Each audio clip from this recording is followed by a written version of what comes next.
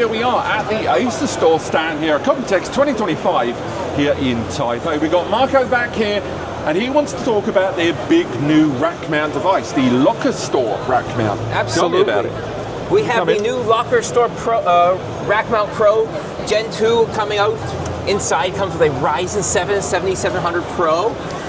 Inside as well is a 16 gigabytes of ECC memory. We have an M.2 socket, 16 bays, up to 16 bays of hard drive space, and you know, absolute best. We have two PCI Express sockets, one over here, and one over here.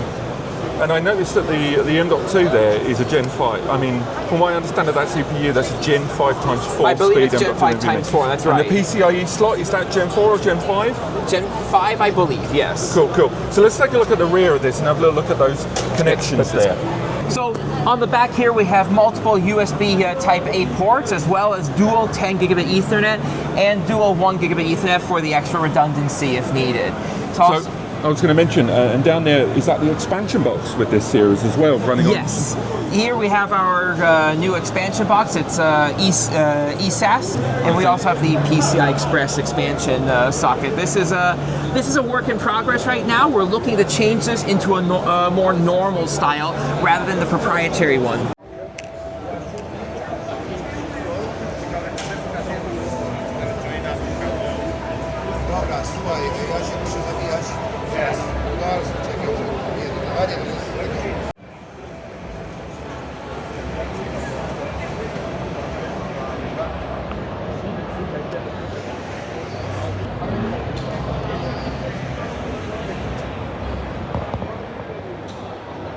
Next up, I just noticed we've got here a Gen 2 Plus version of this desktop Lockerstors here. So again, what's changed? Right now we have the new 5 gigabit ports. As you can see, they're blue. Originally they were red. The red ones are our 2.5 gigabit Ethernet, but the blue, you know, everyone knows blue is hotter than red, so... I was going to ask, so real quick, I presume much like the other, we've talked before about, say, the Flashstor series, when you guys were making the most of the bandwidth afforded by that CPU internally, the lanes and stuff like that. Yeah. So it's largely the same device, the same CPU, but yes. scaled up from 2.5 to 5 GBE. Yeah. You're getting full 5 gig across both of them there, right. Although a lot of users aren't going to have 5 gig connections right now. If they do have a 10 gig setup, they can at least with auto negotiation take advantage of that. Well, it depends on the switch that you have, right? Some switches are only 1 and 10, so you might have to make sure that your switch at least supports 5 gigabit Ethernet to auto negotiate properly. Nice. And obviously, depending on where you buy this, the price can be slightly different, but it's pretty much the same price as the existing one? It's a similar price. It's a similar price from the old one. You know, it's been a few years since we released the original, so, you know, market conditions change, right? The economic conditions are changing. The climate in certain places of the world. I'm saying nothing, but...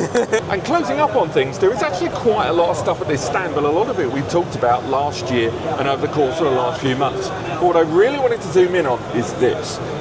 Over here we've got the Flashstor that we've seen before. We've already talked about ADM, Asustor Data Manager, but this has now got TrueNAS running on it here. Now that is something we've talked about here on the channel previously. With the Asustor platform there, you can take advantage of TrueNAS, UnRAID, other third-party platforms out there without it harming your warranty and the support there you get on the product. So as you can see, that is the Flashstor system running TrueNAS there. So again, Marco, we talked about it before, but straight from the horse's mouth. Right here, we believe in freedom. Okay, go ahead. Absolutely. You can see it's our NAS, right? The Celeron N5105. We use the Gen 1 right now because it's the easiest to install. We do have the Gen 2 here, and that's you know, that has our games in it right now. So we're working on that, but right now we have the Gen 1 installed with TrueNAS. It's completely good. It supports the 10G and everything like that. Yep, you can see the CPU, the RAM, everything like that there. And when it comes to utilizing the newer generation Flashstor that runs on that AMD, the installation requires an M.2 to PCIe adapter, I understand. Well, yes, so you need a GPU to install it because it has a graphical installer, so it makes it a lot easier to plug a GPU in first and then get that going. But once you're done, you can just close it back up and it works. You do need to install the 10G drivers as well at the moment of this recording. That's as far as we know. And so, I mean, just so people know before looking at your product, what is the official 100% stance on taking advantage of TrueNAS or UnRAID? Indifference. It's your product. You bought it with your hard-earned money. You can do what you want with it. When it comes to the hardware warranty, it's still valid. As long as the damage is not done, as per your fault, right? It's fine. Do what you want. You bought the product. It comes with ADM. If you don't want to use ADM, that's perfectly fine. You're on your own. Don't call us. Perfect. And again, I have to ask because it's kind of the buzzword at the moment when it comes to storage media. There can't be a coincidence that we're seeing. Well, no, absolutely not, because we support our hard drive partners, and we believe that freedom to use your product is number one. Okay.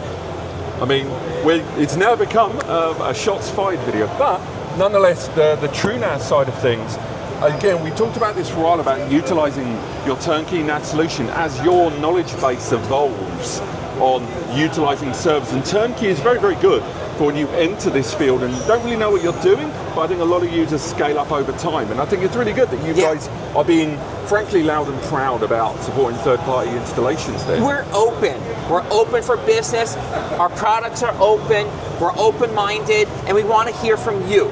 We understand we're not perfect. By all means, we're not perfect, and we want to improve the things that we can improve on. We want to try to hear every opinion and do as best as possible for the most amount of people. Cool. Thanks a lot. Anyway, we're going to carry on with cheers again, Marco. Thanks. You too. See you around. We're going to carry on here at Computex. But again, if you are visiting Computex here in Taipei, I strongly recommend heading over to their stand right now. There's a few other things. There's some interesting ARM stuff over there that we'll talk about in another video. But apart from that, thank you so much for watching, and I'll see you on the next video.